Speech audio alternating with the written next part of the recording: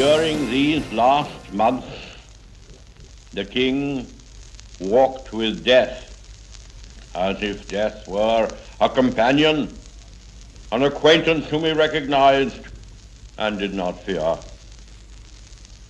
In the end, death came as a friend.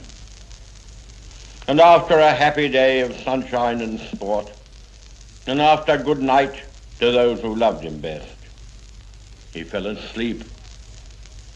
As every man or woman who strives to fear God and nothing else in the world may hope to do. I, whose youth was passed in the august, unchallenged, and tranquil glories of the Victorian era, may well feel a thrill in invoking once more the prayer and the anthem. God save the Queen. Morning, glory, America. Bonjour, hi, Canada. Our condolences to our Canadian listeners on the loss of their monarch, and to our Commonwealth listeners around the world, especially those in the United Kingdom. Winston Churchill marking the death of King George VI and the accession of Queen Elizabeth II just now. Let's go to Liz Truss at 10 Downing yesterday, the Prime Minister of Great Britain, who had 2 days earlier kissed hands with the Queen's and become her 15th Prime Minister. Cut number one. We're all devastated by the news that we have just heard from Balmoral. The death of Her Majesty the Queen is a huge shock to the nation and to the world. Queen Elizabeth II was the rock on which modern Britain was built. Our country has grown and flourished under her reign. Britain is the great country it is today because of her. She ascended the throne just after the Second World War. She championed the development of the Commonwealth from a small group of 7 countries to a family of 56 nations, spanning every continent of the world. We are now a modern, thriving, dynamic nation. Through thick and thin, Queen Elizabeth II provided us with the stability and the strength that we needed. She was the very spirit of Great Britain, and that spirit will endure. She has been our longest ever reigning monarch. It's an extraordinary achievement to have presided with such dignity and grace for 70 years. Her life of service stretched beyond most of our living memories. In return, she was loved and admired by the people in the United Kingdom and all around the world. She has been a personal inspiration to me and to many Britons. Her devotion to duty is an example to us all. Earlier this week, at 96, she remained determined to carry out her duties as she appointed me as her 15th Prime Minister. Throughout her life, she's visited more than 100 countries, and she has touched the lives of millions around the world. In the difficult days ahead, we will come together with our friends across the United Kingdom, the Commonwealth, and the world to celebrate her extraordinary lifetime of service. It is a day of great loss, but Queen Elizabeth II leaves a great legacy. Today, the crown passes, as it has done for more than 1,000 years, to our new monarch, our new head of state, His Majesty, King Charles III. With the King's family, we mourn the loss of his mother, and as we mourn, we must come together as a people to support him, to help him bear the awesome responsibility that he now carries for us all. We offer him our loyalty and devotion, just as his mother devoted so much to so many for so long. And with the passing of the second Elizabethan age, we usher in a new era in the magnificent history of our great country, exactly as Her Majesty would have wished, by saying the words, "God save the King." That is Liz Truss, the Prime Minister of Great Britain. The Americans are not going to get this. I mean, we all who listen to this show today are going to love Queen Elizabeth for everything that she personified, particularly duty and service. Duty and service are bound up with Queen Elizabeth II. And I'll take phone calls, and I'll talk to Dr. Learn in the Hillsdale Dialogue about Queen Elizabeth. I'll also have Sonny Bunch on to talk about just the pageantry that will go on. My number is 1-800-520-1234. Former Secretary of State Mike Pompeo was on Fox with Martha McCallum yesterday talking about the Queen. I'd like to play that exchange. Cut number 4. I think Senator McConnell and some of the other guests have captured it pretty well. I think of bedrock. I think of foundational virtues, the things that the Queen did. It was 4 long years serving in the Trump administration. She did this for 70 years. The stamina, the dedication to public service is immeasurable. I did have a chance to meet her. She always was winsome. She had joy in her heart as well. She joked. She says, "Oh, you're the survivor," right? She was friendly in a way, but demonstrated enormous wisdom as well. Right from Churchill to Truss, there was always someone there who knew the sweep of history, appreciated the sweep of history, worked with prime ministers from across the political spectrum to deliver good things for the people of the kingdom, which she was responsible for. You know, it's interesting. Obviously, our history is breaking away from that and starting this new, very special country that we have here. And yet, we did come around to this special relationship that she did foster and strengthen with meetings with every president, as you say. What is the relationship, as you see it, between the United States and the country that we began our own country by rebelling against? It's a storied, wonderful, amazing history. They were fantastic partners of mine when I was a CIA director, whether it was MI5 or 6 or the GCHQ. Great, brilliant people. Whether it was the foreign secretaries. The first one was Boris Johnson was the foreign secretary at the beginning of my time. These were people who were serious, and they understood that American exceptionals and greatness didn't come at a cost to Britain. It came where we could work together to make each of our two nations richer, better, more prosperous, more secure. And so I think the history, how we all started off in the time when we broke apart, is something that we all reflect on. We will kid about it. We chose very different and unique systems. But make no mistake about it, these two countries are good friends, important allies, and have delivered really good outcomes for our people across the sweep of the last 70 years when the Queen was reigning. What do you think about the relationship that exists between the Queen and the Prime Minister? We watched her give Liz Truss the invitation to form a government, which is the way it works. They have private meetings weekly where they can discuss what's going on in the world. And it has worked out fairly well over time. What do you think about that relationship? You know, I've never been part of that. We have such a unique, different system. But I can imagine that if one was a prime minister, to go be with Queen Elizabeth, to go listen to her. I hope that's what they did. Mostly listen, not talk. Yeah. To listen to what she can bring to bear. Her commitment. Think about it. She was married for 70 years. Another institution that she defended with great vigor. One that I fear we are losing touch with here. Just the calmness and the decency and the dignity that she would bring to that conversation. My guess is that she often spoke in ways that were suggestive, not directive, ways that represented broadly the United Kingdom, not politics.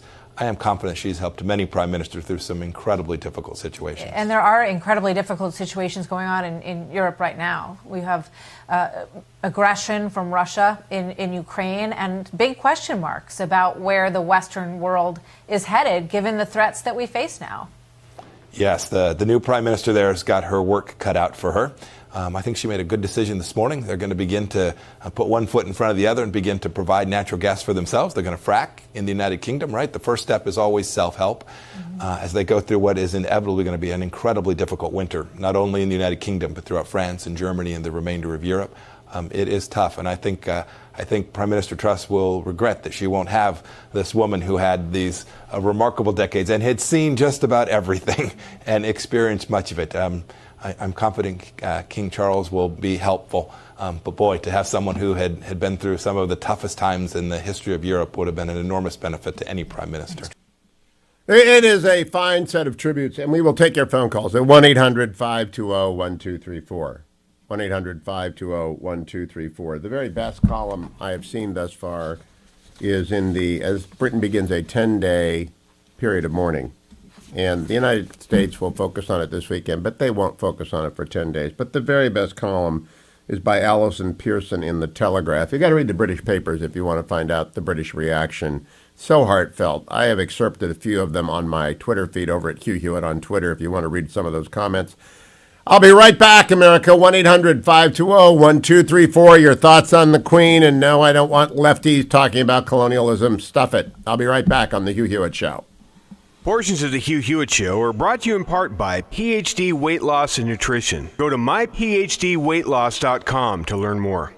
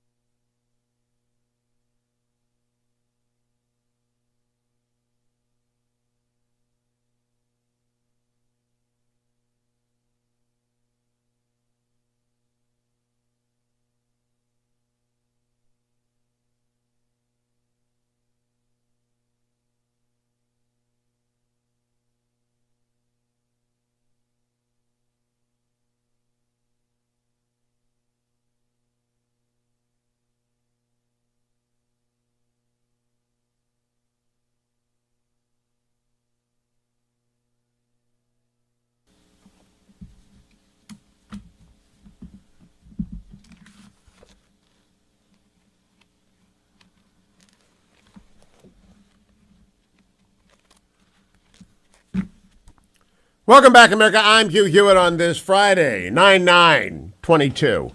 I'm one of those people who've been around the news business so long, beginning in 1990, that I know you don't try and spit in the wind of a news tidal wave. And pity the poor fool that goes out there and tries to talk about other than Queen Elizabeth today. People will just people are remembering today. They are remarking that it was 25 years ago that Princess Diana died, and that was a moment of low point for the Queen. They're thinking about the movies and Helen Mirren and the TV series that's so popular, but they're mostly thinking about personal experience. I just actually think about history, because the historical sweep of Great Britain, which shapes America. I begin my con law class, the second class every year. Right? The second class every year is on how my students have to know the Jews, the Greeks, the Romans, the English, and the American histories, or they will otherwise not have a grip. Let me give you a sense of how time goes flying by. Lord Melbourne is Victoria's first prime minister. Churchill, as you heard earlier in the show, was born under Victoria, who reigned until 1901. Queen Victoria, second longest reigning sovereign. Churchill was born under Victoria. Churchill was Queen Elizabeth's first prime minister, and her last prime minister, Liz Truss, was born in 1975. So Melbourne, Victoria, Churchill, Elizabeth II, and Liz Truss. 5 names, 250 years of British history. Lord Melbourne, by the way, born in 1779. The Constitution was ratified in 1788. Washington was inaugurated in 1789. Everything is very young in the West. Everything is very old in Europe. Everything is very young in the West meaning America and the Americas. We are just different, so we will not understand this the way they do. Alison Pearson, who I referred to earlier, there she was on Tuesday at Balmoral. Frail, yes, but welcoming her 15th prime minister with the most wonderful smile, immaculate in a gray tartan skirt and pearls. Everything must have been shutting down by then, but duty, her irreducible core, would be the last thing to go. A great oak has fallen, and baffled eyes struggle to adjust to the new landscape. Our sovereign lady, Queen Elizabeth II, defender of the faith, is with her God now, his humble servant, in whom he should be very well pleased. So Americans can talk about the Queen, but we're not going to get it. All right, there will be a lot of people giving a lot of comment. We're not going to get it. Read the British papers, but I do want to salute Michael DeAdder, who has done a cartoon for the Washington Post this morning, 15 prime ministers. And again, it's from Churchill to Truss, 3 rows of 5. But the one square in the middle, Margaret Thatcher, of her 15. 1 queen.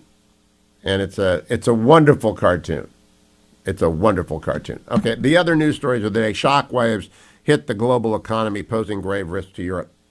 Liz Truss has ended the tie of dressed-down Dom, where people didn't wear ties. Ties are back at number 10. I approve. Former Trump advisor Steve Bannon arrested and in cuffs yesterday for a perp walk. He faces up to 15 years in prison for those charges if they are true. And we don't know that they are true. Bannon announced he has just begun to fight. We'll follow that story, of course. Let me check the markets, brought to you by Birch Gold. Yesterday was a up day on the markets. The Dow was up 193, S&P up 26, and the NASDAQ up 70. This morning in Great Britain, stocks, because the market doesn't sleep, even as Queen Elizabeth does, stocks are up 1.5%.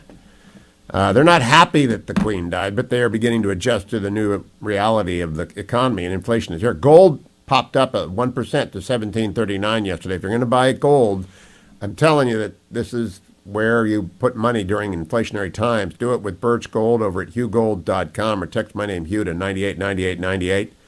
If you buy gold for your safety deposit box, buy Krugerrands or Eagles or Canadian Maple Leafs, they'll sell you gold. If you want to roll over a portion of your IRA or 401k into a Birch Gold IRA, they are a great depository for your physical precious metals retirement accounts. The 10-year Treasury up to 3.29%. Time to get you some gold. $17.39 an ounce. Go to hughgold.com. I'm coming right back. Your reactions to the death of Elizabeth, 1-800-520-1234. Connect you to the Hugh Hewitt Show. Portions of the Hugh Hewitt Show are brought to you in part by Birch Gold Group.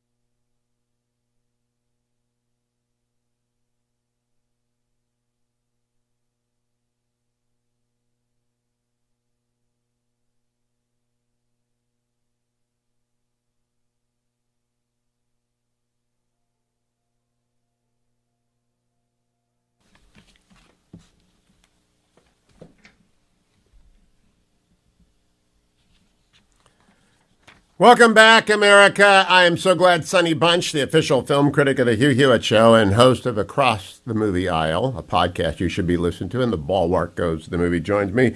Good morning, Sonny.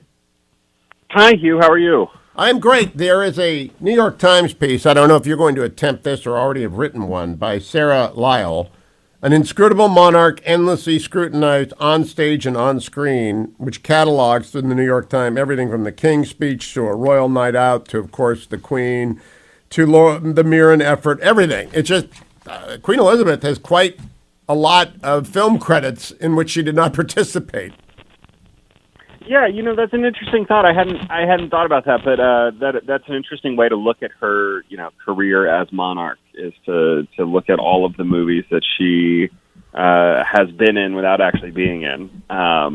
It's funny. I was thinking about her passing and thinking about The Crown and kind of how it helped humanize the Queen and the family and all that. And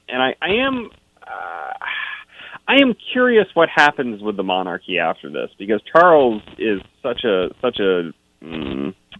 I don't know, what's the polite way to say it? He's not his mother. Yeah, he does not inspire the same kind of sense or feeling of devotion, I think, that she does.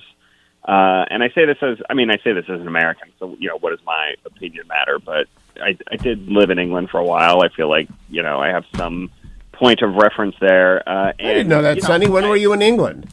When I was a kid, when I was young, when I was very young. So, it's not like it is not like I spent my college years across the pond or anything like that, or my professional life. But I do get the sense that very few people are super excited about Charles being king. King Charles. I think people like his kids more than him, frankly. He is not beloved. And I've always been skeptical of America's royal philia, in the sense that, like, getting excited about royal weddings feels like a betrayal of the revolution. But I will say that you can feel that way and also be sad at the passing of a stalwart American ally, an ally of Western civilization, frankly, for the last. Yeah, I try and explain to my law students, Sonny, that we're not Brits. We did have a revolution, but it is in our DNA. Our common law and our constitutional DNA is directly descended from Great Britain. And everything that the Constitution is about is not being Great Britain, but everything that the Declaration is about being British citizens. And so it's we are not subjects of the Queen. We are admirers of the Queen. But just to our north in Canada, that's their monarch. We don't have any monarchs. This is America. But I pointed out just before you came on, Lord Melbourne was Victoria's first prime minister. He was born in 1779. Victoria was born in 1819. Churchill was Elizabeth's first prime minister. He was born under Victoria. And 15 years later, they get to Liz Truss, who was born in 1975. Those are 5 names. Melbourne, two monarchs, 3 prime minister, 250 years. That's continuity. Yeah, she was the nominal, or however you want to describe it, head of state for a third of the United States' existence. Yes, it's crazy. It's she just there's a continuity that will never be matched again. I don't think. I just like. We're not going to be around to see it. Yeah, there's no way we end up with another 70-year monarch from many centuries, because you have to begin as a young person or a child, and that's just. I'm not sure the monarchy survives that long. Certainly, I don't think, this will get me in trouble with some people. I don't believe Northern Ireland will be part of the United Kingdom come the end of the reign of William. And I'm not sure about Scotland either. England might be in it. That which unites divides, that which divides unites. That's the old Chinese proverb. So this might have been the best 70 years the monarchy has ever had. It's certainly up there. I wouldn't I am not a scholar of English history, so I don't want to talk about all the various Charleses, but we'll see how it goes from here. Yeah, I'm doing a long series on the history of the English-speaking people with Dr. Oren, so we'll cover that. Let's go back to the movies and the American imagination of Elizabeth shaped by image, because that's all we know. We don't have like royal. We got a royal 1% that are royalists, right? They love everything about the British monarchy. But 99% of Americans just get what they get from the screen. Yeah, and I think The Crown has been a very important piece of art in terms of shaping perception of her. The show it's on Netflix. It was a co-BBC Netflix production, and I think that has been. I think it has been very important for folks who are just kind of casually interested in England and world history, frankly, because it really is a portrait of the 20th century experience of the Western world. Yes, it spans decades. She lived through so much of it. She visited so much of it. I saw somebody mention yesterday that there was nobody else on the planet, even other countries that still have monarchies or constitutional monarchies, whatever. There's nobody else on the planet who you could say, "Oh, the Queen said this," and you would know instantly who she was talking about. Interesting. Talking about. John Paul II got close to the Universalist appeal and reach, but not nearly the run. It's a 70-year run. It's unprecedented. It will not be. I was wondering, though, if you recall Helen Mirren in The Queen, in her wellies out on Balmoral fixing the Jeep, which she had worked on since she was a girl. Sure, it's the best and by the way, it's at her low point as monarch, the death of Diana. She had great high points as monarch, including recent years, but that was a low point. Did you like Helen Mirren as Elizabeth? Because I think that's the best role.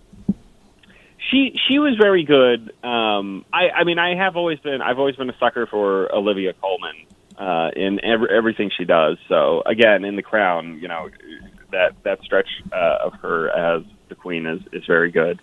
But yeah, no, Helen Mirren is great. And I like the Queen. It's funny. There were in not quite back-to-back years, but it was pretty close. There were movies about the Queen and then Margaret Thatcher, and it was interesting to see the contrast between the two portrayals, because you would think, oh well, Margaret Thatcher would be we'd get a little more sympathetic look at her since she's an actual representative of democracy, et cetera, and that was obviously not the case. Though I liked the Iron Lady as well. I thought it was it was not as sneering a portrait as it might have been. Cartoonists do great work, and sometimes they do terrible work. But there's a cartoon by Michael Deatter over at the Post today, to which we are both contributors. 15 Prime Minister, 1 Queen. The Prime Minister's in the middle of the 3 rows of 5. She's in the middle. The Hollywood Square is Margaret Thatcher. She's right there in the middle of the Queen's 15 prime ministers. It begins with Churchill, it ends with Liz Truss. It's really quite remarkable.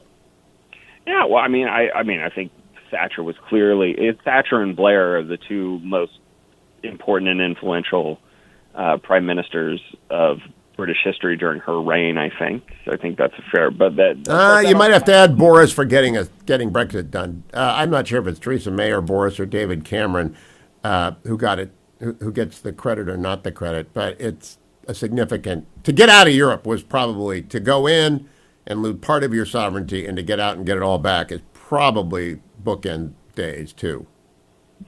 Yeah, but I don't know how much of that I would put on Boris Johnson or Cameron or any of the. That was a more grassroots populist uprising, I think, than the efforts of Thatcher or. Well, Cameron Blair. has to put it on the ballot, and Boris gets it passed. Yeah. Not as prime minister. Boris just gets it passed with Michael Gove out on the. And the Queen stays above it all, and she doesn't say anything. She doesn't get involved in the Scotland independence referendum. She doesn't get involved in the Troubles, although they've tried to blow her up a number of times back in the bad old days. It's just a long run. So my question to you, Sonny, as a TV person, would you option as many seasons of the Queen as you could right now? Well, no, probably not. I feel like, by the time something gets produced and gets done, it's 2 years from now, everyone has moved on from the Queen. They're on. We want We want stories about King Charles. Now we need big ears. We need to get him. I think it's going to go on a lot longer than that. I got to ask you very quickly. I've watched the 2 hours of Rings of Power, and I told people it's perfectly acceptable TV. But what a carnage online! It's just this massive car crash of conflicting opinion. It's a television show. Yeah, I mean it's fine. I think that's a perfectly way to put it. It's a perfectly acceptable show. I mean, like they're just looking at it before we get to the controversy over the casting and all that. Just looking at it as a show, it has a problem that it is in the shadow of one of the greatest film series of all time, and I feel like that's a fair way to describe the original Lord of the Rings trilogy. Now, it really is just an absolute masterpiece, 3-film triptych masterpiece. The Hobbit movie's not as good. We can almost set those aside, but like being in the shadow of the first 3 Peter Jackson Lord of the Rings movies, and this very much is, despite being technically its own thing, not technically.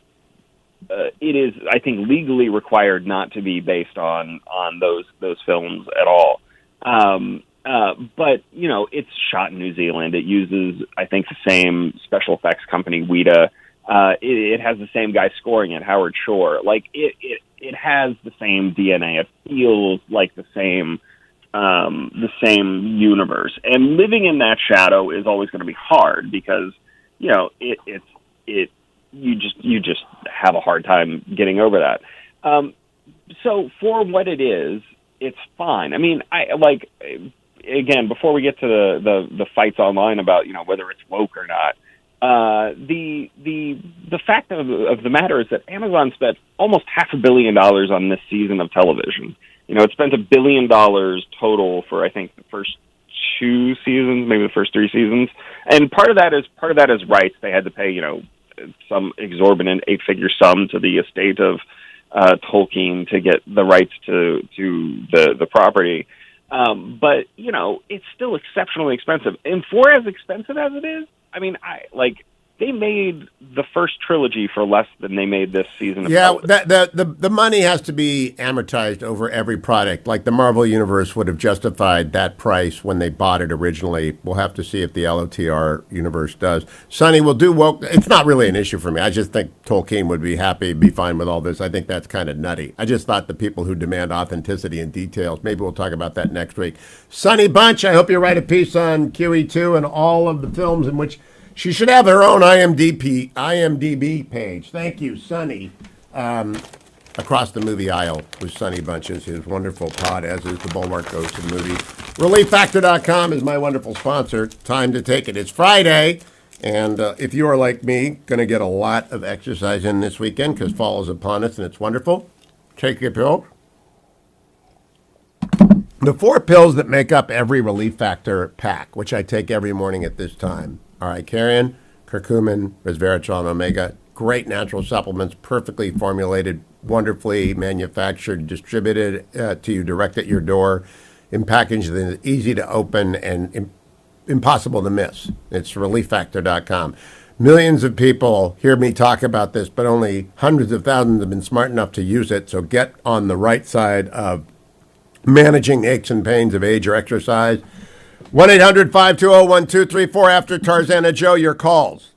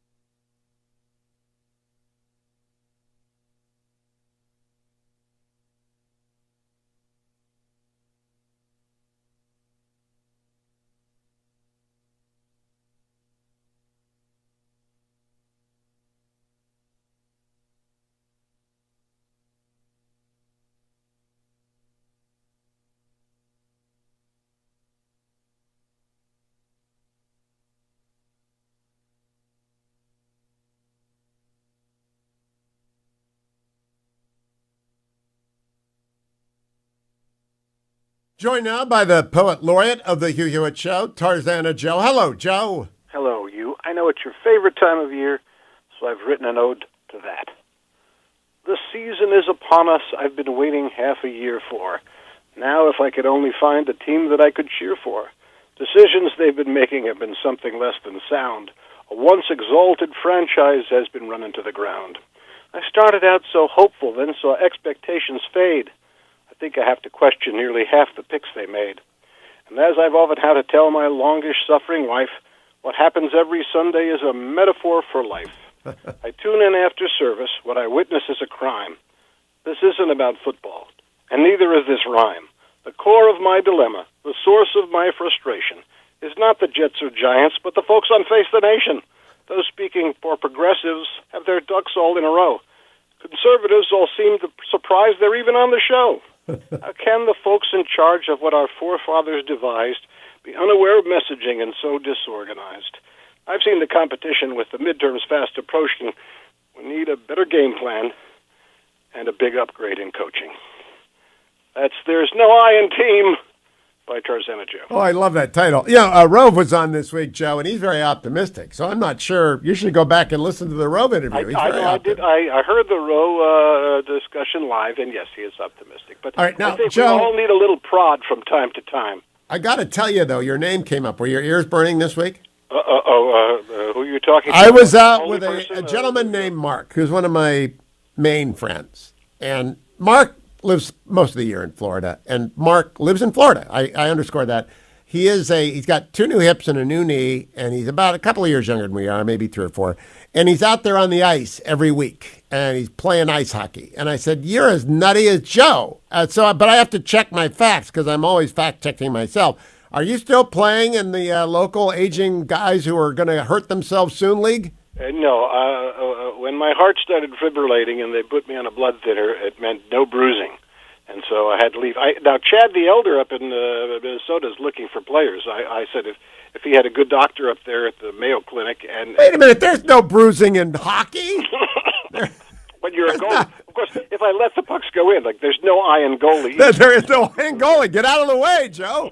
So is this a permanent retirement? Did you sell your skates, give away your stick, all that stuff? Yes, I did. It was a very tough moment. It was a very tough moment. We need to have a retirement poem, Joe. Retire from the ice. My teammates said goodbye to me in the. Well, yeah, Chad the Elder's teammates want him to read that too. They want him. Thank you, Joe. Thank you, Hugh. I'm Tarzana Joe at Reagan.com. Get the poetry you need, Tarzana Joe at Reagan.com. Get a retirement poem for Chad the Elder. I want to let you know, King Charles III, which does not flow easily off the tongue, King Charles III will address his subjects tonight in Great Britain. Paul in Sarasota, Florida. Good morning, Paul. 1-800-520-1234. What say you, Paul? I say, morning, Hugh. What I have to say is I think Charles has a few very tight connections to the World Economic Forum in Davos. Oh, yes, he does. Now, Charles is he's a big green, and he's 72. God bless him with a few years of healthy reign. Goodness knows he's waited long enough. Another interesting thing, too. He is part of the same, quote, junior class as Joe Biden and the Canadian leadership. But you're getting close to Bilderberger here, Paul. Don't go all Bilderberger on me. There's a global elite. They talk to each other. They love each other. And they're out of touch with ordinary people around the world. But Charles II, people change when they become a sovereign. We will wait and see. My phone number is 1-800-520-1234. When I come back, I'm going to talk with Chuck Morse, who's going to be, I hope, the next senator from New Hampshire. Or Maggie Hassan's going to win. If Republicans vote next week, we'll return to Elizabeth. I want to read to you Boris Johnson, and I have Dr. Oren coming up. We'll return to Elizabeth, but I want to do some normal politics in the second hour of today's show. Because we are Americans, and we salute the monarch who has passed on. But we realize that our friends across the Atlantic will not be moving on for 10 days, and we understand why, and I will come back. You don't ignore a major event like that. You know, the world stops, at one level to cover an amazing life. At another level, it's moving. It's going forward. The market's underway. You know, people watched the NFL last night and they saw the Buffalo Bills. Of course, everyone knows the Browns didn't draft Josh Rosen. So, Josh, whatever his name is, the Bills quarterback. And Josh Rosen is the one we didn't want to draft. He's still on the Browns, I think.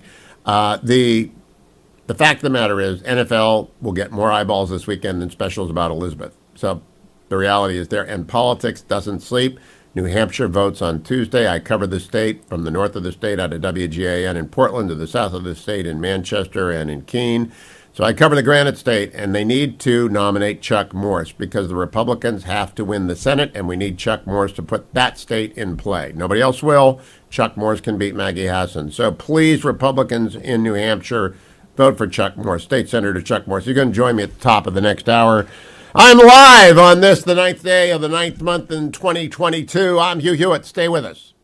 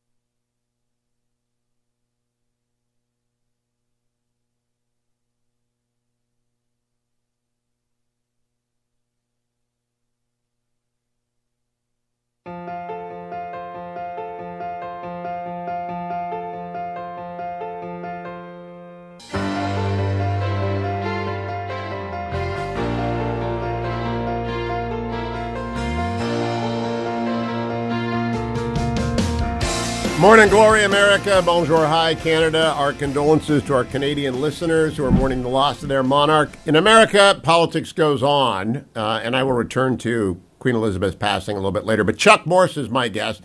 He is the Senate president in the state of New Hampshire. He is contesting to be the Republican nominee to take on Maggie Hassan. And if Chuck Morse wins on Tuesday, he will beat Maggie Hassan. I don't think anybody else will. And it seems that D.C. has woken up to that. State Senator Chuck Morse, welcome back to the Hugh Hewitt Show. Good morning, Hugh. Good to talk to you. Would you begin by assuming no one's ever heard anything about this race and they don't know you? Can you fill them in? Yeah, that's great because I'm still that country boy that grew up in Salem, New Hampshire, that goes to work every morning at 5 o'clock, and I run a nursery and garden center that I built from scratch, and we've been pretty successful, which has allowed me to, be on local boards and go into being a state representative and then go on to be the longest-serving Senate president in New Hampshire's history. So everybody knows you in New Hampshire, and they have an opinion about you. I cover New Hampshire, first out at WGA and in Portland. We cover the northern part of the state very well, and that on my Keene and Manchester affiliates. They've seen a lot of negative ads about you, and they've seen a lot of Democrat-paid-for media for one of your opponents. What's that tell you, Chuck Morse? Look, when they're spending $6 million against me, it tells me I'm the front runner, and they don't want me to be running against Maggie Hassan because you're right, I'll beat her. You will beat her. And that's what, there are PACs in there working for Chuck Morse because other people running in that race get a lot of face time on Fox. They will not beat Maggie Hassan. You have to run on the right side of the New Hampshire electorate, but it's got to be the right with which New Hampshire is comfortable. What kind of politics have your career and policies has your career embodied, Chuck Morse? Yeah, I teach everybody the same thing that gets into politics in New Hampshire. It's all about honor and respect, and if I'm noted for anything, it's being pretty frugal with putting budgets together in the state of New Hampshire, and we've made New Hampshire the envy of the Northeast, if not the nation, by cutting taxes and driving an economy. It's working up here. Let's take that to Washington. There are a lot of people who live in New Hampshire and go to work in Massachusetts, live in New Hampshire, go to work in Maine. They want your taxes, and the other states got some jobs. But you can bring a lot more jobs to New Hampshire with good representation in the Senate. Oh, absolutely. We're doing it here now in this state under Governor Sununu's leadership, and Hugh, he endorsed me yesterday. Oh. I really do, I'm honored for that one, and, working with him, we've cut taxes more than once in this state, and it's driving the economy, and people want to be here. I missed that, Chuck Morse, that Governor Sununu came in for you yesterday. He waited, obviously, the last minute. Nobody plans on spitting into the wind of a media tidal wave. That got lost in Queen Elizabeth coverage. That's a big deal. Will people of New Hampshire know about it? Oh, they'll know about it. Listen, we outraised everybody that's running against me by double with New Hampshire money. We're using every penny of it to make sure that they know that Governor Sununu endorsed me, the NRA endorsed me. We certainly have a list a mile long that people are coming out now. The momentum is definitely with this camp, and we got the greatest ground game going, working right now. You got a great weekend as well. This actually is one of those things that people don't understand. You got to have nice weather to get the ground game going on the weekend before the election. I think I'm just a couple of miles north of the New Hampshire border it's actually a couple of hours. But you could say, I'm sure the weather is as fine there as it is in Mid-Coast Maine this weekend. Oh, the weather's beautiful here right now, and the team's all pumped up. They're out on the road already, and they certainly are ready for this weekend and going into Tuesday. So, Chuck Morse, just walk people through your career in the state Senate and the state legislature. When did it begin, and what have you had to deal with? Yeah, I started in 1998. The Judge Gregg back then talked to me and said, you need to get up to Concord, and the speaker actually came to talk to me, and I went up and I was going to build I-93, Hugh, and it took me 22 years, but I got that, highway built, and it actually works for the state of New Hampshire to drive the economy in this state.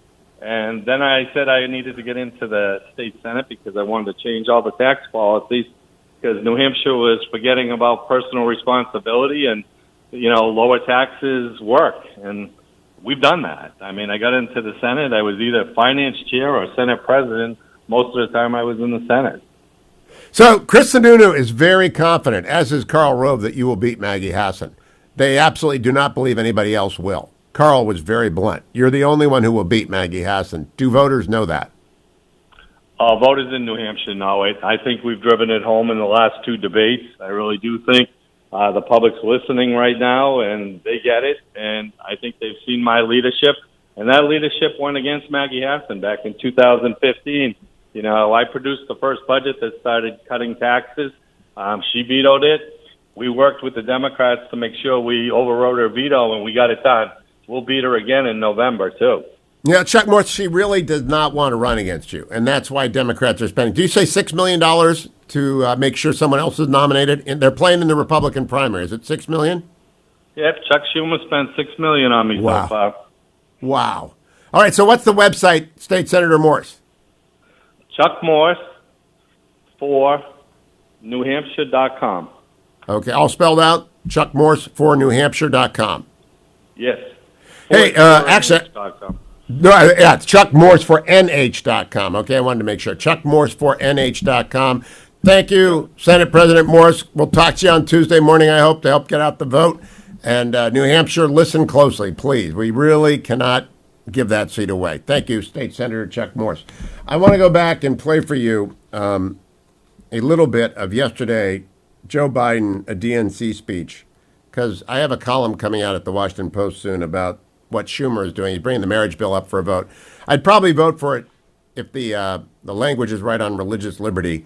And I really hate, though, that Schumer's bringing it up right now. I'll have a column about that. But Joe Biden at the DNC yesterday cut 21. With only Democratic votes, because not a single Republican, not a single one, House or Senate, voted for that legislation. We also passed once-in-a-generation investment in our nation's roads, highways, bridges, railroads, ports, airports, water systems, high-speed internet. We got a little help from Republicans, but not a lot, but enough to get it passed.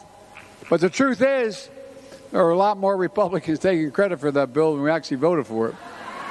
I see them out there, and now we're going to build this new bridge here.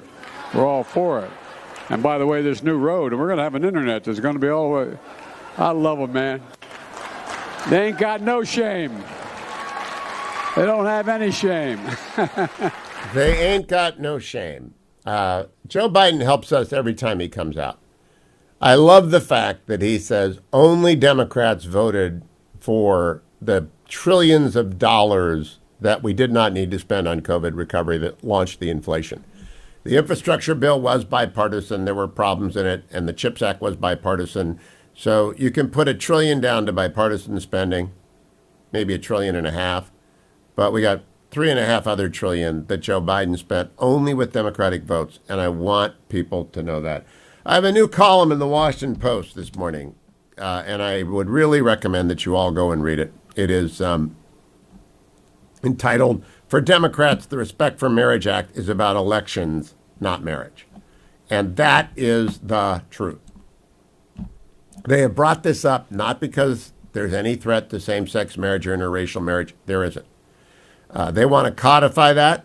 That might be a good thing to do in a bipartisan fashion after the election, provided the language is very careful about preserving the ministerial exception for faith-based organizations, making sure that religious liberties walls and the free exercise clause, as RFRA did, so ought this marriage law ought to do. There's a way to make it good, but it's really about politics. All right. For Democrats, the Respect for Marriage Act is about elections. That's my column. Went up at 7 a.m. this morning. I will post a little bit more about it, but I want you to go and read it. It simply concludes, Schumer has launched another attempt at political rescue of Democrats from the Senate, this time with the consideration of the same-sex marriage bill. All right. His purpose is purposeful division. He does not want Republicans talking about their core issues. And in the middle of this column, what I love about this column is I just lay it out.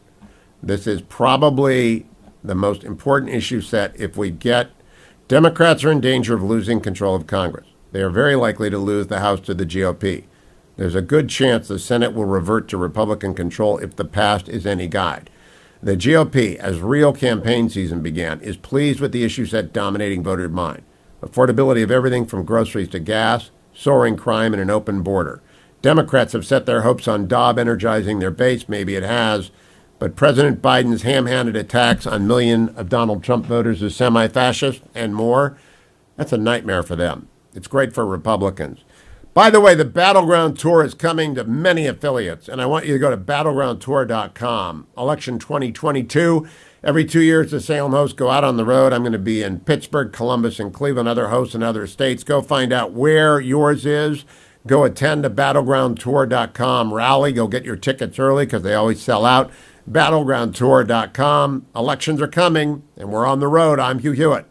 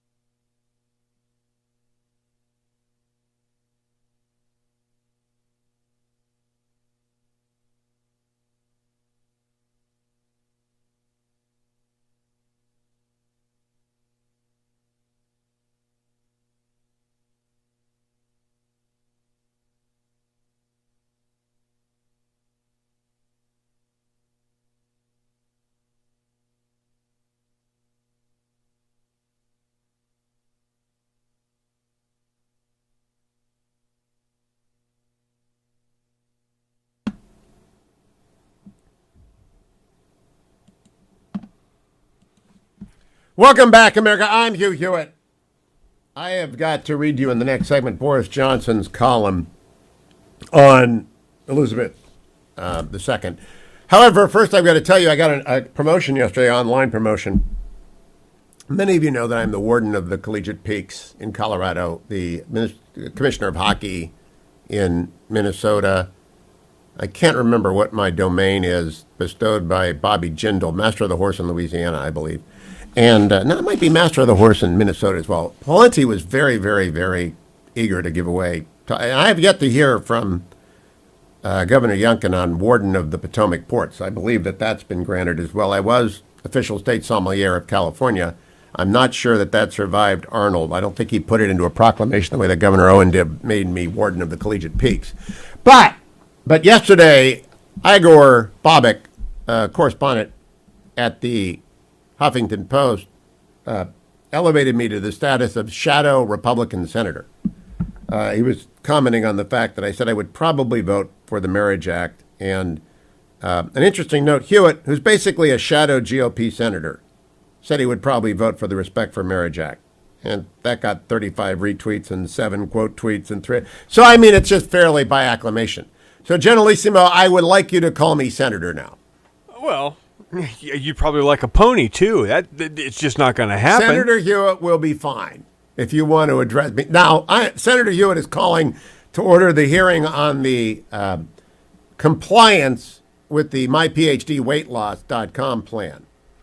Are you in compliance? Oh, I'm absolutely. Oh, wait, the witness, no prepared statements. The direct question is, first of all, how do people get in touch with myphdweightloss.com? By going to myphdweightloss.com, obviously. Do they have a phone number? They do, 864-644-1900. 864-644-1900. And when... I even had that committed to memory. Would the witness, please, Senator Hewitt is in session. Would the witness please just be responsive? Yes or no? You've begun the My PhD Weight Loss program? Yes. And you began it when? I began it 3 weeks ago. 3 weeks and 3 days ago.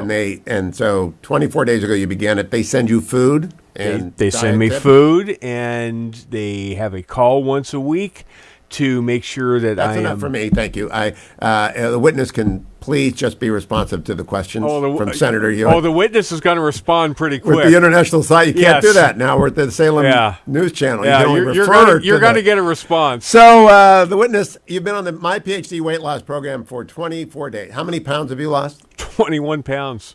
In 24 days. That's not, yeah. That's not too shabby. And you're going for 55 pounds, right? Negative. No, I'm not going for 55 pounds. Are you going for 50 pounds?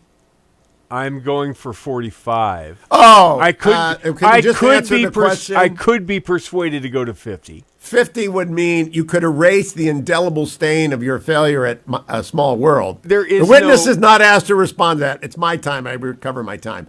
You failed at 50 once before, so you're no longer a senator. Now you're Maxine Waters. You're reclaiming your time. I reclaim my time. Anyway, myphdweightloss.com is working for Dwayne, and he's going to be half of Dwayne, but he's going to go for 50, right? Can we get 50? I hear 50? I could probably do 50. Okay. And then binge my way back up 5 pounds. No, you won't binge. They will change. They're changing the way that you live, right? They are, and that's what I can't actually wait to see is what they do as far as the maintenance side. I'm going to get there as far as losing the weight. My curiosity is how we're actually going to do the maintenance stuff. All right, that's good. Now tell me about the dog food. Dwayne has become the principal sponsor person on the Hugh Hewitt Show because I don't have a dog and I didn't need to lose pounds. So he's taking care of that. But the dog people are running ads here. Dr. Marty's. Dr. Marty. And do we have a website for Dr. Marty? I think it's just drmartys.com. Okay, and your dogs, your pooches love this stuff? We got 2 bags of dog treats that came as kind of a sample, and tried them out in the dogs. And I mean, they will, whatever part of the house they're in, they come running. They love this stuff. Dr. Marty. Dr. Marty's. Do we have a do you have a URL? drmartys.com. drmartys.com. Do they have a drop-down menu with Dash Patterson on it? Negative. drmartys.com is not right. Would you look it up in the after? We'll bring it to you so that we get it right. They are a sponsor. He's new to this, the revenue side of the business. I'm Hugh Hewitt. Stay tuned.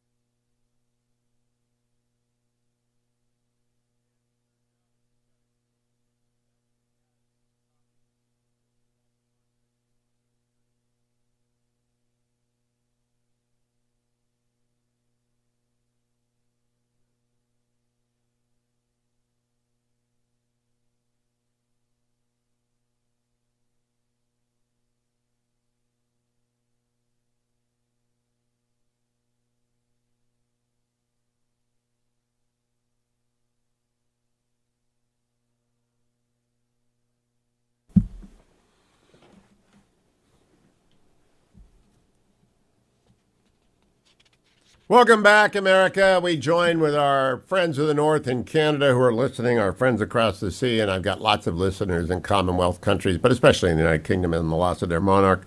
Boris Johnson, our penultimate prime minister of 15, issued a statement yesterday night. This is our country's saddest day. In the hearts of every one of us, there is an ache at the passing of our queen, a deep and personal sense of loss, far more intense perhaps than we expected. In these first grim moments since the news, I know that millions and millions of people have been pausing, whatever they have been doing, to think about Queen Elizabeth, about the bright and shining light that has finally gone out. She seems so timeless and so wonderful that I am afraid we'd come to believe, like children, that she would just go on and on. Wave after wave of grief is rolling across the world, from Balmoral, where our thoughts are with all the royal family, and breaking far beyond this country and throughout the great commonwealth of nations that she so cherished and which cherished her in return. It is only really now that we grasp how much she meant to us, how much she did for us, how much she loved us. As is so natural with human beings, it is only when we face the reality of our loss that we truly understand what has gone. She spread her magic around her kingdom. As we think of the void she leaves, we understand the vital role she played, selflessly and calmly embodying the continuity and unity of our country. We think of her deep wisdom and historic understanding, and her seemingly inexhaustible but understated sense of duty.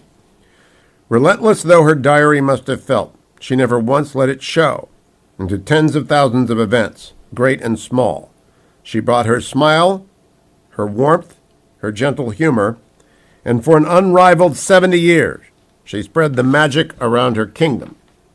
This is our country's saddest day because she had a unique and simple power to make us happy. That is why we loved her. That is why we grieve for Elizabeth the Great, the longest serving and in many ways the finest monarch in our history. It was one of her best achievements that she not only modernized the constitutional monarchy, but produced an heir to the throne who will amply do justice to her legacy, and whose own sense of duty is in the best traditions of his mother and his country. Though our voices may be choked with sadness, we can still say with confidence the words not heard in this country for more than 7 decades. God save the king. That's Boris Johnson, a master of words, perhaps not of the discipline necessary to have a successful prime ministership, but he got Great Britain back to being Great Britain by getting it out of the European Union, reclaiming sovereignty so that Elizabeth died the sovereign she was at the accession to the monarchy and the aftermath of her father's death 70 years ago. Back to American politics. I have a new Washington Post column, and I want you to hear it because what the Democrats are up to, you have to be prepared for. It's under the title of Opinion. For Democrats, the Respect for Marriage Act is about elections. A bill purporting to codify same-sex and interracial marriage law is coming to the Senate floor. Majority Leader Charles Schumer has promised to vote on it. Senator Susan Collins, a Republican of Maine, and Tammy Baldwin, a Democrat of Wisconsin, have argued in the Washington Post for the bill. Senators Rob Portman, a Republican from Ohio, and Amy Klobuchar, a Democrat from Minnesota, appearing on Fox News' Special Report with Bret Baier this week, also pledged their bipartisan efforts to get the bill passed. I, Hugh Hewitt, would probably vote for this bill if I were a member of the U.S. Senate. The exact language on religious liberty will be crucial, even though I argued long and hard that the law of marriage belonged to state legislatures. Since the Supreme Court ruled in Obergefell v. Hodges in 2015, tens of thousands of Americans entered into same-sex marriages, just as huge numbers of Americans have entered into multiracial marriages.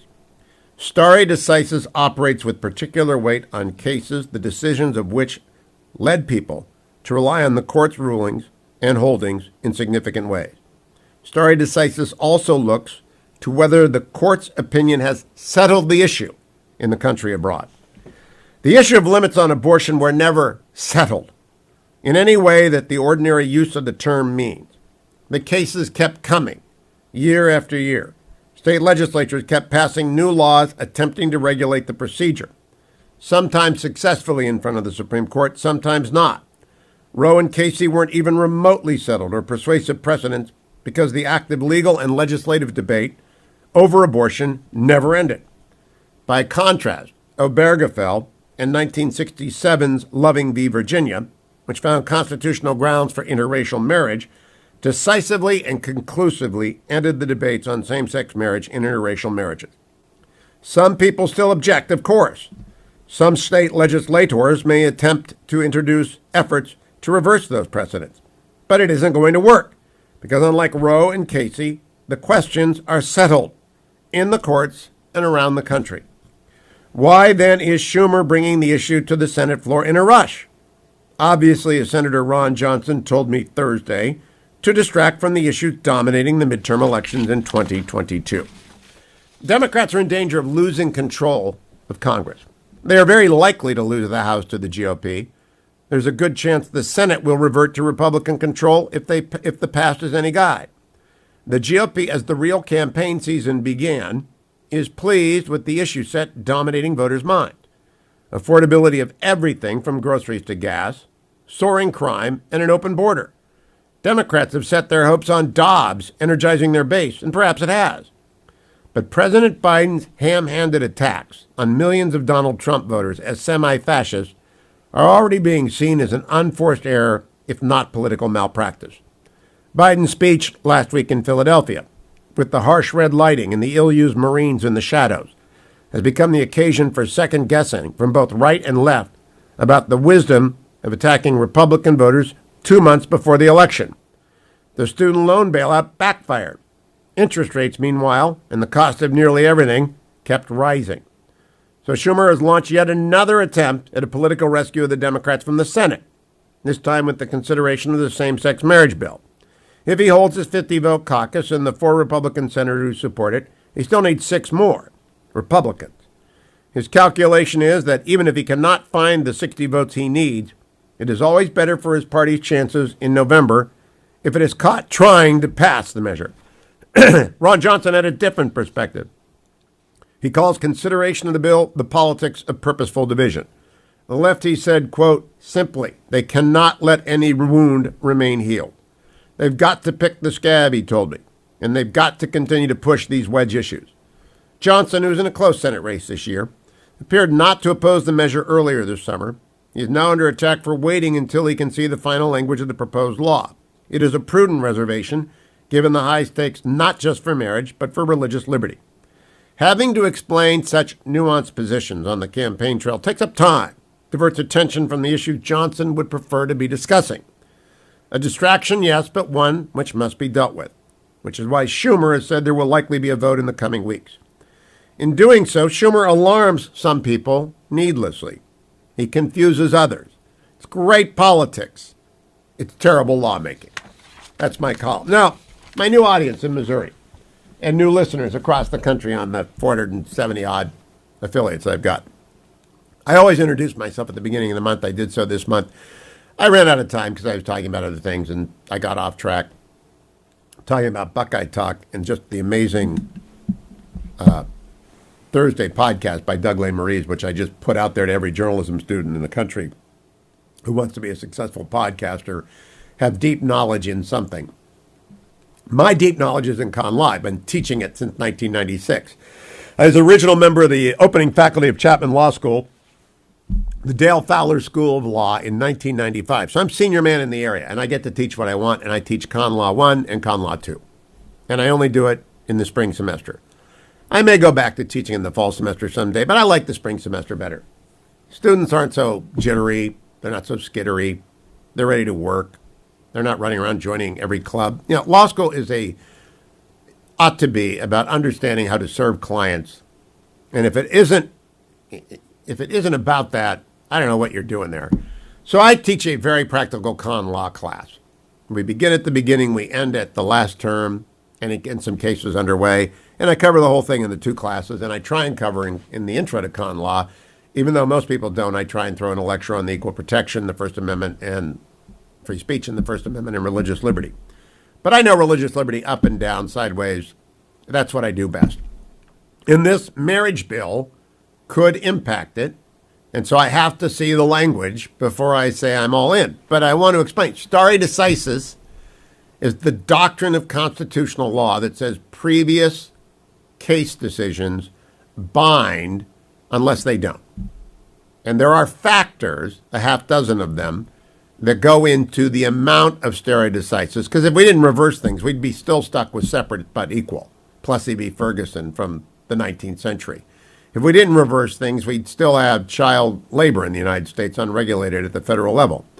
If we didn't revisit things, Korematsu, the internment of American citizens who were of Japanese descent, would not be denounced. You have to go back and revisit the worst decisions when it is time. Roe v. Wade and Planned Parenthood v. Casey were the worst decision.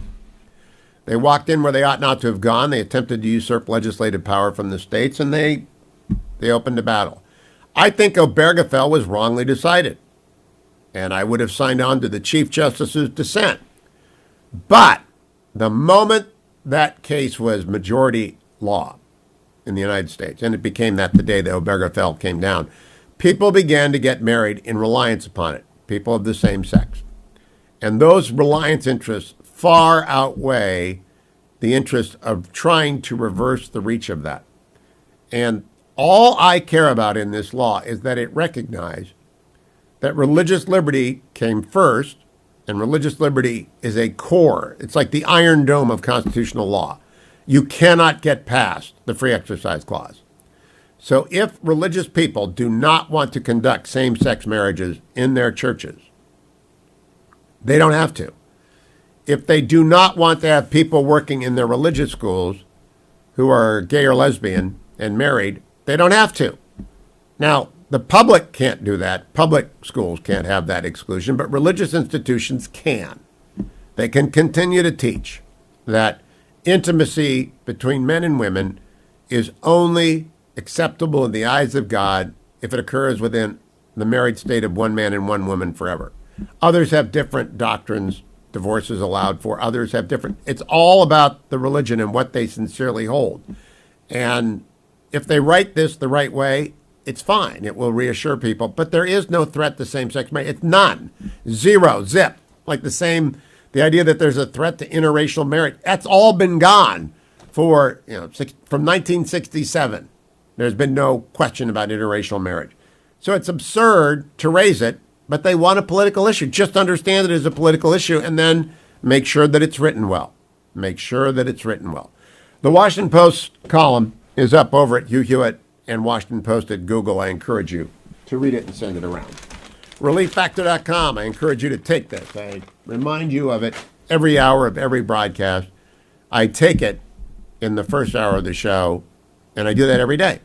And the reason is very simple. I like to use my weekends and my days for fun in the sun or dancing in the rain, whatever it might be. I like to be outside. I like to be moving around. I like to do things. Some days I sit. When I got a big reading assignment, I got to sit all day long. But most days, broadcast is over and I'm out and about trundling. As today, after I talked to Dr. Oren in the Hillsdale Dialogue in the third hour. ReliefFactor.com makes that possible. ReliefFactor.com. I'll be right back, America. Stay tuned. Affordability and inflation, crime in our cities, the border crisis, higher taxes. These are all the concerns we face going into the midterm election. Learn who is on the right side of those issues. Join me for the Battleground Talkers Tour this October. Visit battlegroundtour.com for dates, locations, and tickets. Battlegroundtour.com for all the details.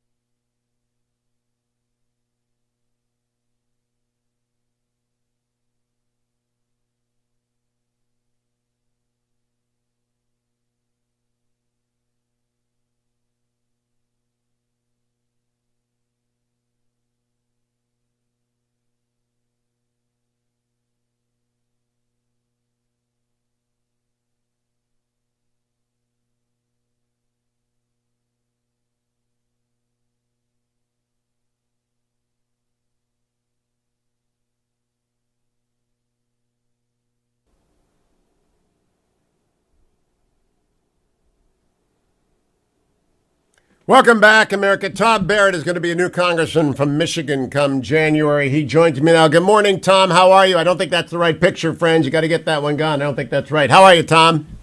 Good morning, Hugh. How are you? Great. It's great to have you on the show. Let's get people your website address first. Absolutely. Thank you. It's tombarrettforcongress.com. And folks can go there, learn more about me, certainly chip in a few bucks to help get us over the finish line. That would be amazing. 2 R's, 2 T's, right? 2 R's, 2 T's. Yes, sir. Tom Barrett. Yep. Tell us where the Michigan 7th is, because people all across the country are playing in races where it's close. I think this is one where it's close. Tell us about it. Absolutely. It's kind of hubbed around Lansing, Michigan, our state capital. It includes a lot of the surrounding counties as well.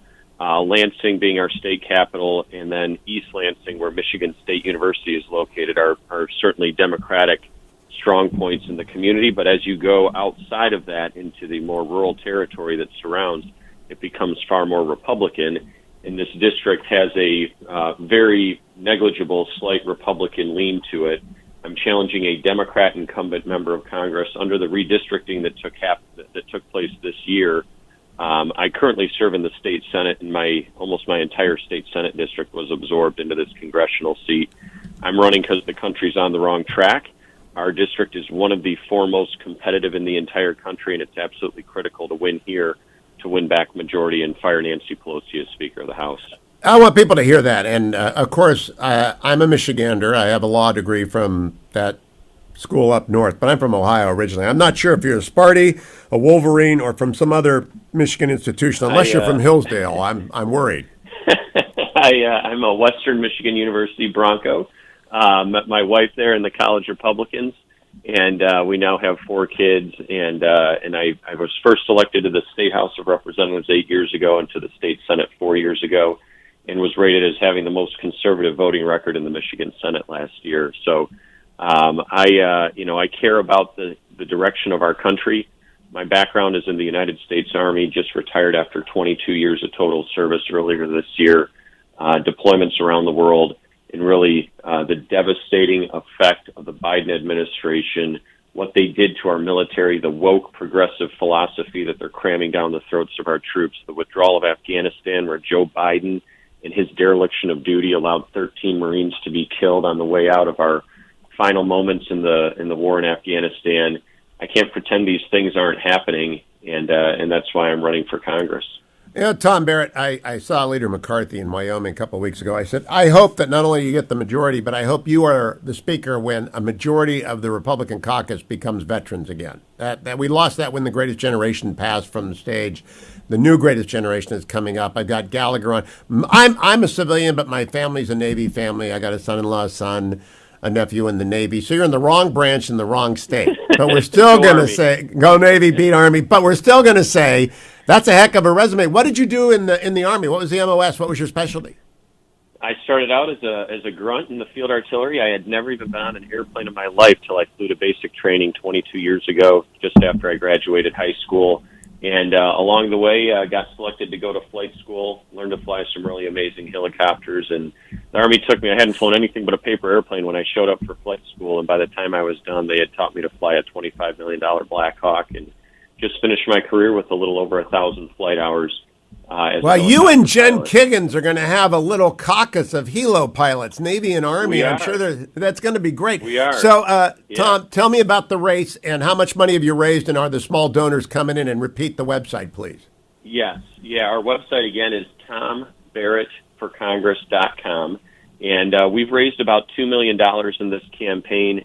My opponent is one of the most heavily funded Democrats in the country. She gets this coastal elitist money from New York and California, as well as that Act Blue money that the Democratic machine has cranked out. The DCCC has thrown in millions more on top of that. She is on pace to spend, in all likelihood, more than $10 million in this campaign. Our goal is to spend $3 to $5 million. We've raised $2 so far. We're in the last 60 days of this race. We need to put it all on the line, dig deep, and win this campaign. Our latest poll has me up marginally within the margin of error by about 2 points. We can't let this district go because we need it critically to take back our majority in Congress. And the Democrats are spending so much money because they know when we win here, we win the majority and fire Nancy Pelosi as Speaker of the House. Tom Barrett for Congress.com. His Twitter handle is Barrett Brigade 1, 2 R's, 2 T's. Tom, I've noticed that Navy vets are more supportive of Navy candidates. So I'm just putting it out there to the Army vets out there that if they want to show that they are at least competitive, here's a great Army candidate right here. Tom Barrett, 22 years, helicopter pilot, Blackhawks, etc. Go and help him out, and we need that seat. Boy, do we need that seat. Keep coming back, Tom. Good to talk to you this morning. I look forward to meeting you in person. Tom Barrett for Congress.com. Follow him on Twitter at Barrett Brigade 1. Dr. Larry Oren, speaking of all things Michigan, president of Hillsdale College, joins me next. Saddened by the loss of Queen Elizabeth, we're going to devote our Hillsdale dialogue today to her and the role of the monarch and to her service over 15 prime ministers. I'm Hugh Hewitt. Stay tuned. The red and blue lines are drawn. The control of Congress is on the line. Learn who is on the right side. Join me this October for the Battleground Talkers Tour. Visit battlegroundtour.com for dates, locations, and tickets. That's battlegroundtour.com for all the details.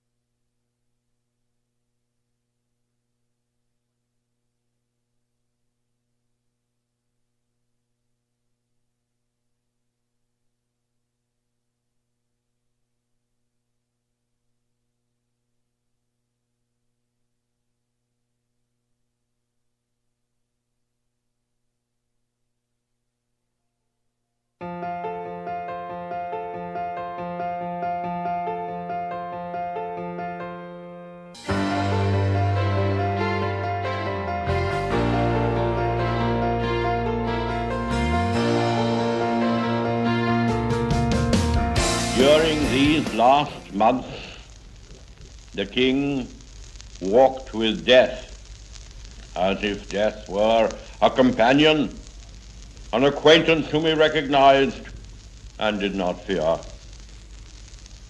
In the end, death came as a friend. And after a happy day of sunshine and sport, and after good night to those who loved him best, he fell asleep.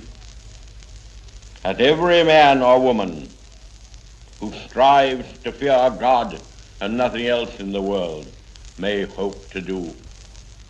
I, whose youth was passed in the august, unchallenged, and tranquil glories of the Victorian era, may well feel a thrill in invoking once more the prayer and the anthem.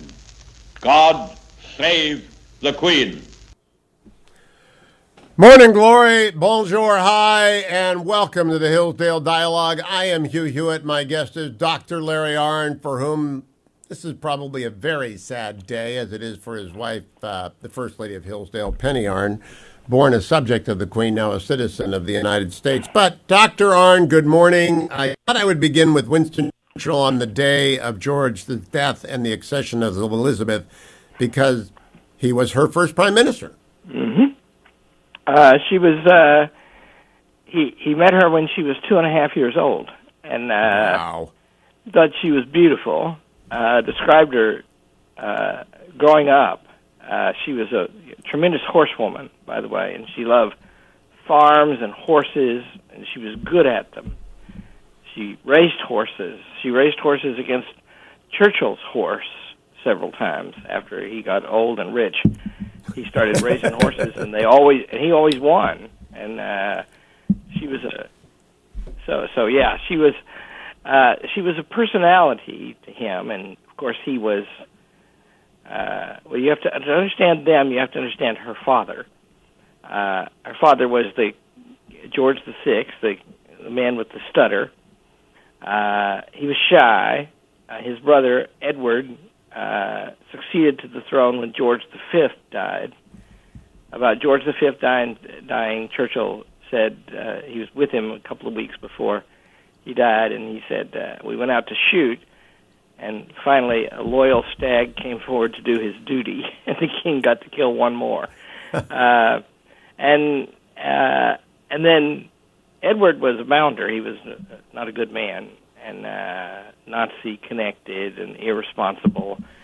And so finally he abdicated, having done Churchill some dirty along the way. Churchill was very loyal to the monarchy. And then the brother comes in, and the brother was spectacular. And they went through the Second World War together, and there was danger. And there was this little girl, a pair of little girls, in the household.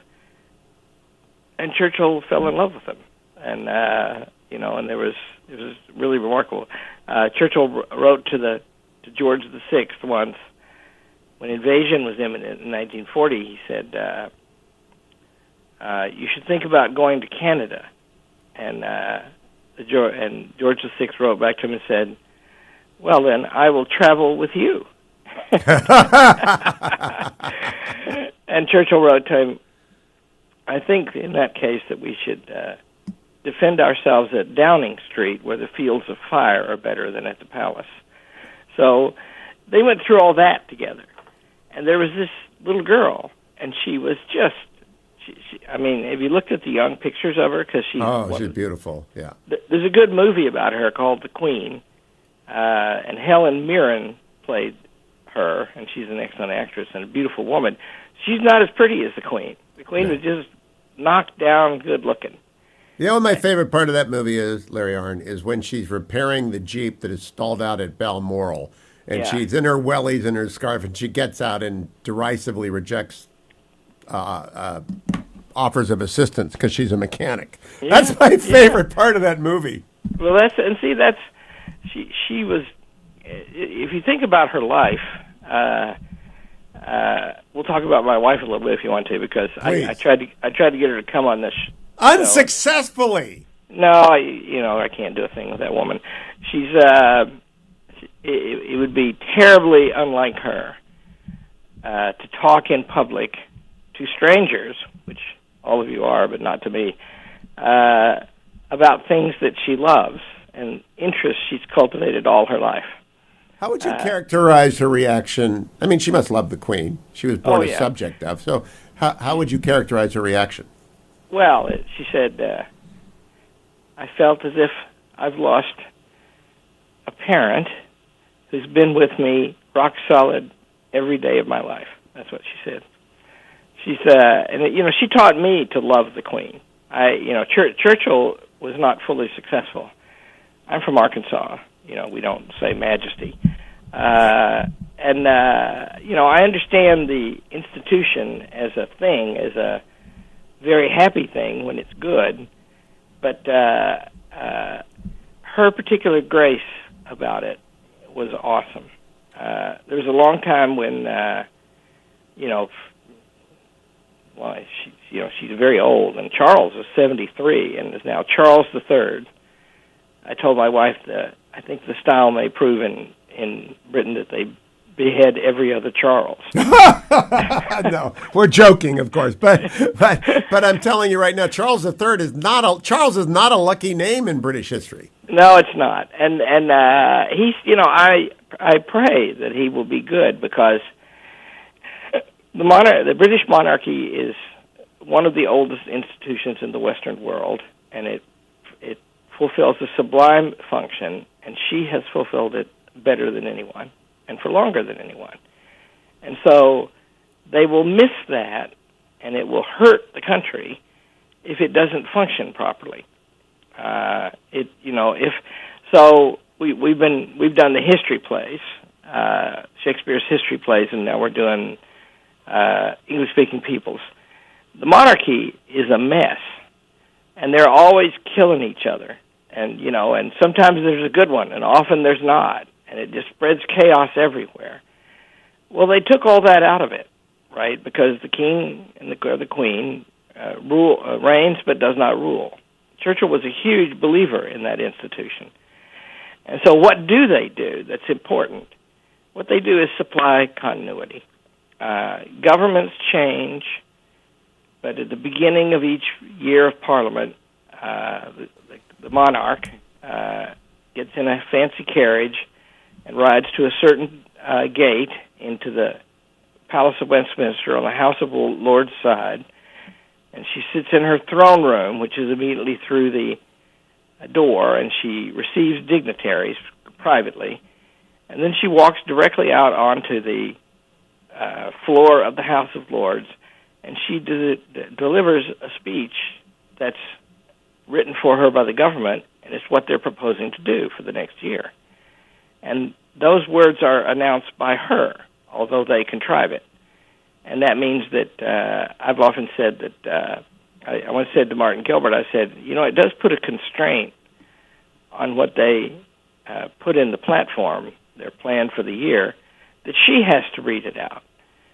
And sometimes he said to me, sometimes insufficient constraint, but some constraint, and that continuity is crucial. And then she was a beautiful and charming woman of real strong character, and so they're going to miss that. I want to read to you. I read Boris Johnson's tribute, which is just quite wonderful. It's in the Telegraph. But there's also Alison Pearson column. There she was on Tuesday at Balmoral. Frail, yes, but welcoming her 15th Prime Minister with the most wonderful smile, immaculate in gray tartan skirt and pearls. Everything must have been shutting down by then. But duty, her irreducible core, would be the last thing to go. Yeah, that's very defining of her. She back in there was a time when Charles was becoming a middle-aged man and then a late middle-aged man. And when's he ever going to get his chance? And there was lots of gossip about that, and gossip about whether their relations, the Queen and Charles, were good, whether she was just clinging on. And I said, why doesn't she let him do it? And my wife said the simple thing: she took an oath. She took an oath. I will be right back. Dr. Larry Arnn is president of Hillsdale College. We are doing a special Hillsdale dialogue, a sad but I think very useful circumstances that it is the regularly scheduled last radio hour of the week, and it follows the day of Elizabeth's passing by one of the official biographers of Winston Churchill in the long effort to chronicle that man's life, which began, he was the prime minister when Elizabeth ascended. So a happy circumstance on the Hugh Hewitt Show, the Hillsdale Dialogue. Stay tuned.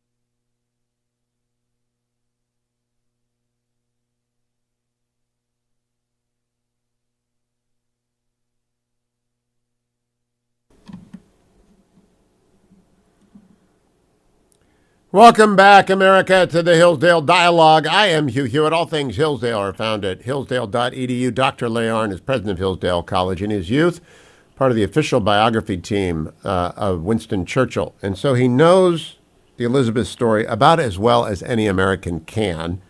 And Elizabeth, until yesterday, was the monarch of not only the United Kingdom, but Canada, Australia, New Zealand, many, many countries in the Caribbean, places like Jamaica and the Bahamas, just a far-flung empire of goodwill. And Dr. Oren, when you were going off there, you began to say about her sophistication.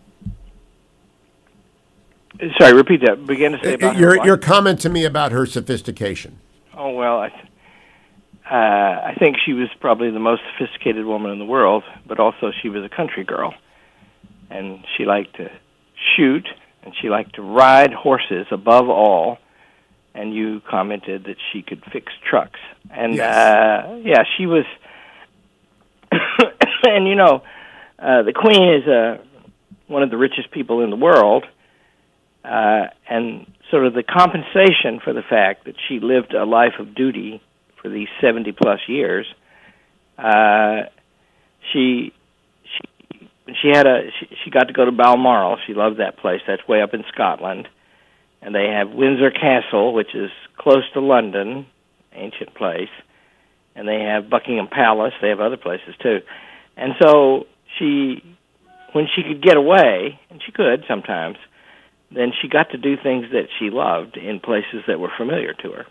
Attributed to her, and I use it often, I hope it's true, it ought to be true, is the saying, the essence of good taste is never to be offended by bad taste. And when you say the most sophisticated person in the world, I think you mean she can just deal with everyone at every level, no matter the situation and circumstance. I have a story about that. Martin Gilbert was invited to Easter weekend at Windsor. Oh. And I was back in America when this happened. It was in the 80s. And he told me on the phone that he'd been. And I said, what was that like? And he said, well, it was magical, but I must describe it in person. No more talk of that now. And one of the points he made, so first of all, they were driving up in their Volkswagen Rabbit, or whatever it was, Golf, I think. And, they drive up to the front door, and they ring the bell, and the Queen and the Prince of Edinburgh, Philip, her husband, answer the door. And they're just completely at sea what to do, and they think what normal people think. Where do I put the car? And they turned around, and the car was gone.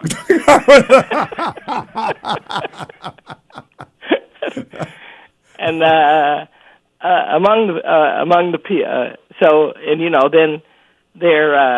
he had to describe to me in detail because their cases were up in their room when they got up there. She gave them coffee first, and then they were unpacked, and then when it was time to go, they didn't see their cases again until they got home, and they took pictures of them because the way they were packed.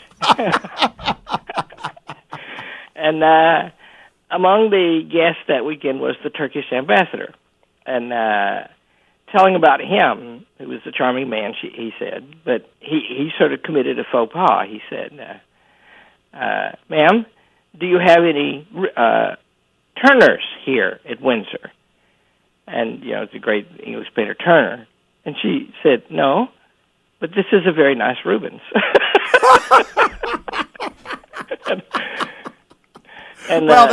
The essence of good taste is never to be offended by bad taste or incomplete knowledge, right? It's just incomplete knowledge. I thought, well, we'll come back and talk about this because I don't know that there's any American who knows Margaret Thatcher alive better than Larry Arnn. And, of course, Reagan is gone and George H.W. Bush is gone. But the people who knew Maggie Thatcher, I would say Larry Arnn is probably foremost among Americans.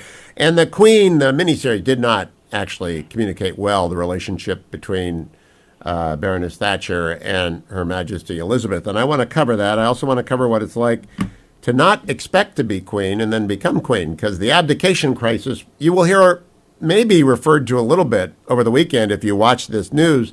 Very few people understand it. Larry Arnn is one who does. Hillsdale Hour rolls along. Hillsdale.edu. All of our 450 plus Hillsdale Dialogues are found at iTunes as well. Just type in Hillsdale Dialogue on iTunes. I'm Hugh Hewitt.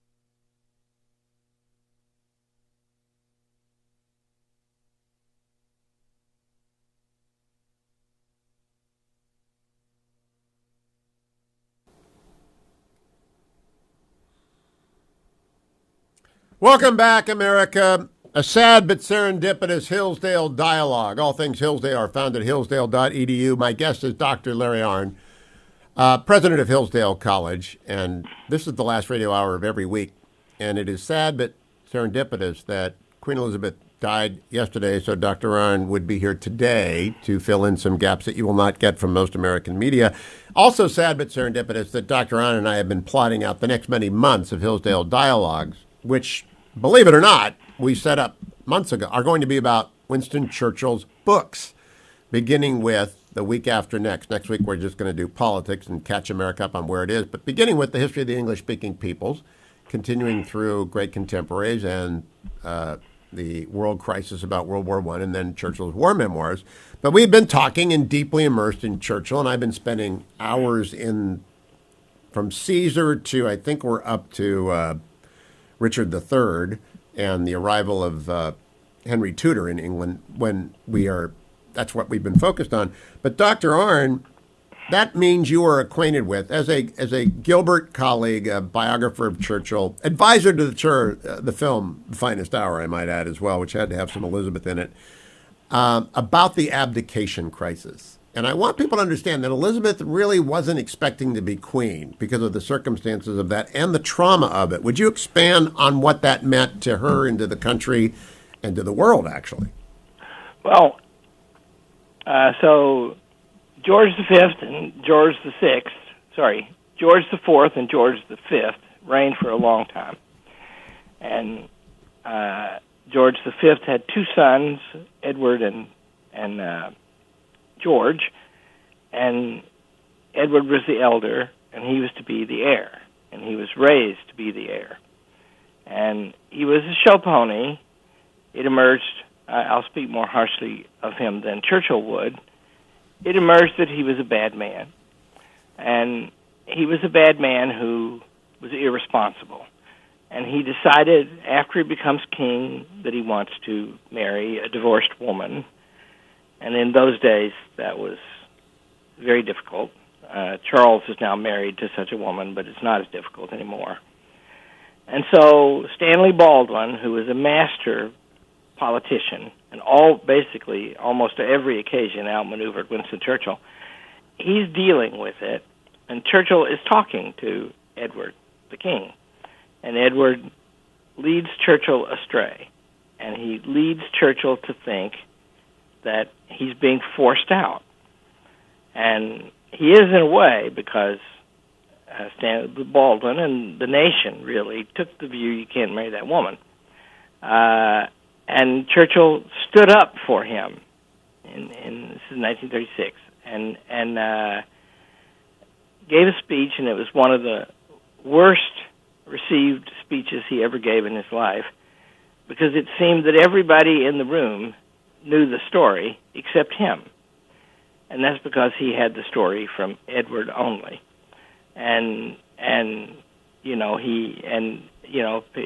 by the time he spoke, they were basically reaching a resolution that he was going to go, and people had got their minds around it.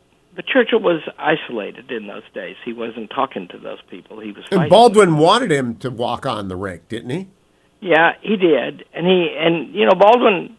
Baldwin was very skillful, and Baldwin was not a bad man. He was a disastrous political career, appeasement, unready for the war. But Churchill was fighting with the leadership of the Conservative Party about appeasement in India. And so his lines of communication were no good. And the Labor Party actually was better because Baldwin was briefing them. And so that was a terrible thing, right? And I think that Edward led Churchill down the path. And so they do change, and now we have George VI, the Queen Elizabeth's father, and then it's, the war breaks out. And Edward he's now called the Duke of Windsor, and he's living in France, which is conquered by the Germans, and sometimes in Portugal, which is surrounded by the Germans, but never taken. And he's hanging out with Nazis, diplomats and stuff. And he's, the former king and the brother of the king. And Churchill gets a letter from him, from the king, from George VI, and says, my brother is proposing to come home and give a series of speeches about the war. And that's a crisis.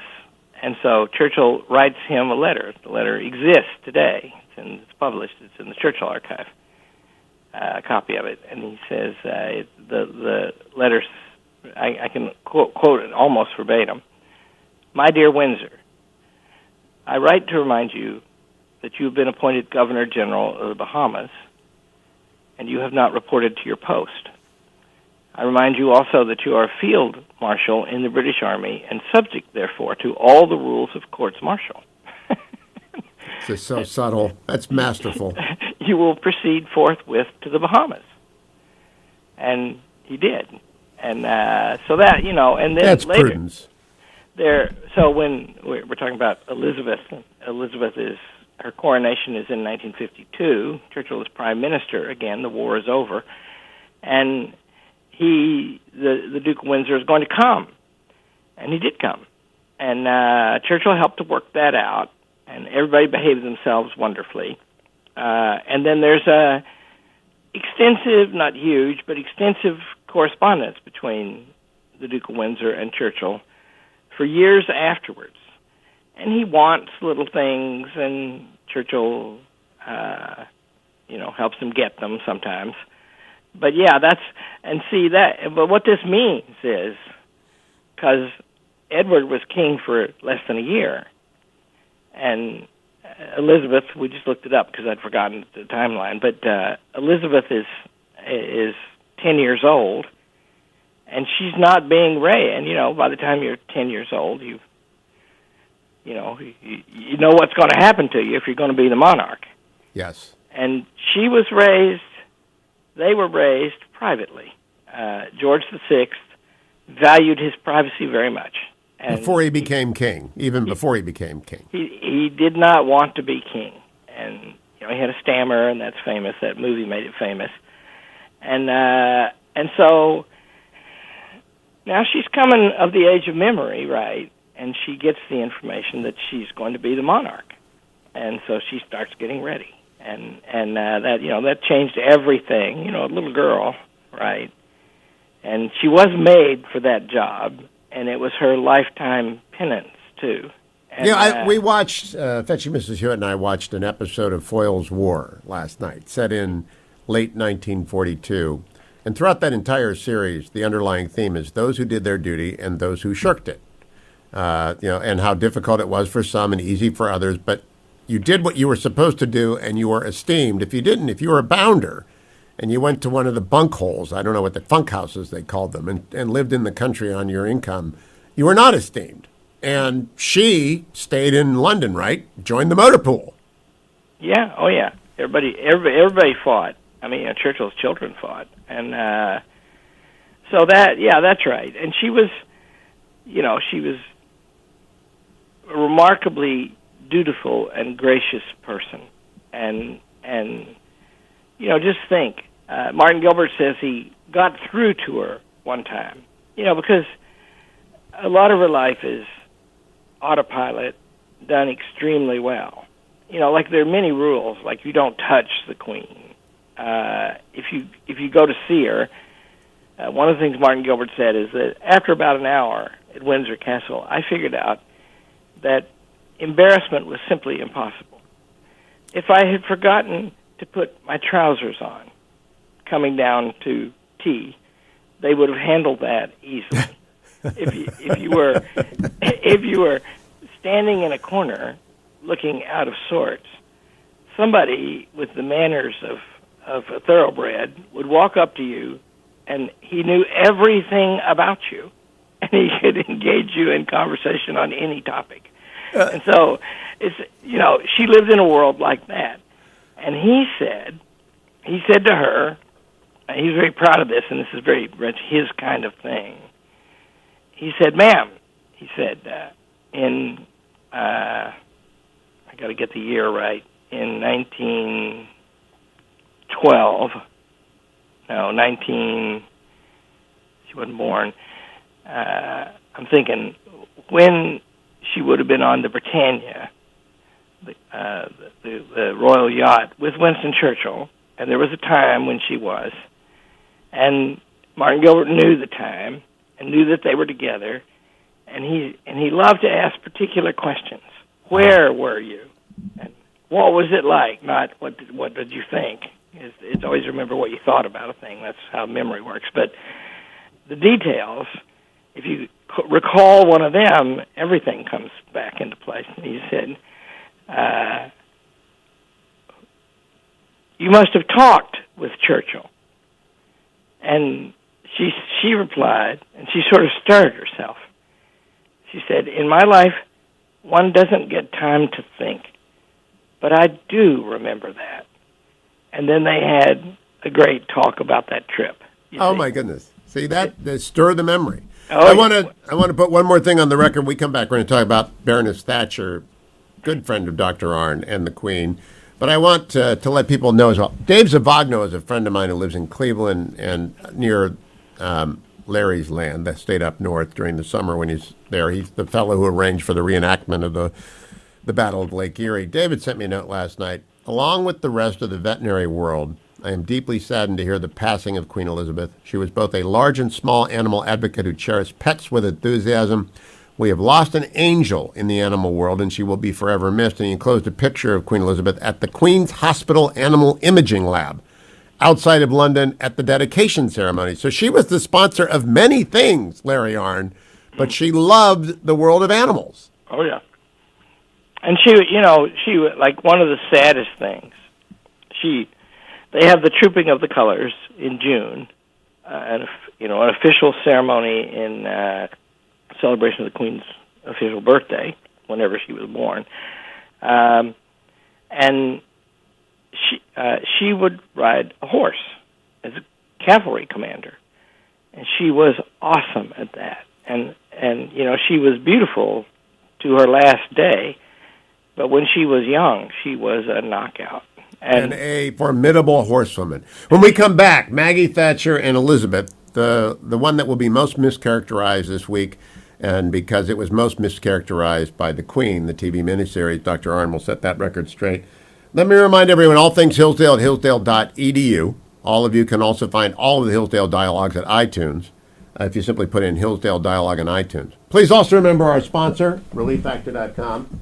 If you're an equestrian, my friend Sarah is an equestrian up here in Maine. If you're out there horsing around in the literal sense, ReliefFactor.com is for you like it is for every other weekend warrior out there, of whom I count myself one.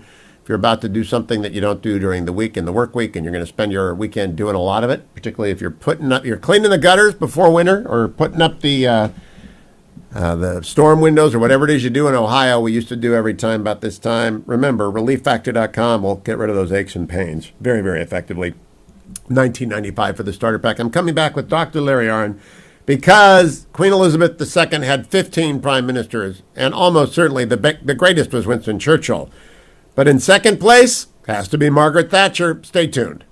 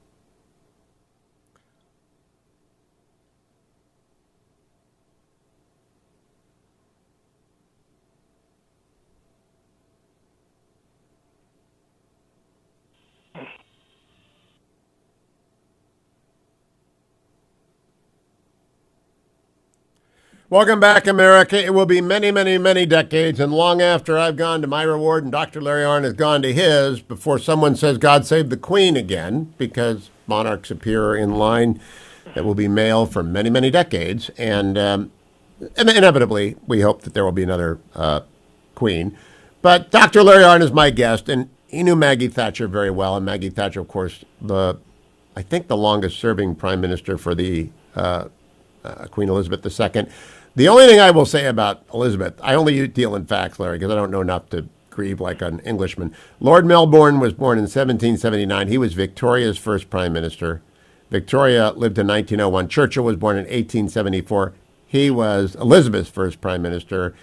Liz Truss is her last. She was born in 1975. So you get from Lord Melbourne in the year of George Washington's inauguration being born to today with 5 names in British history. Great continuity. But in the middle of those names is Maggie Thatcher. What was the relationship between her and the Queen?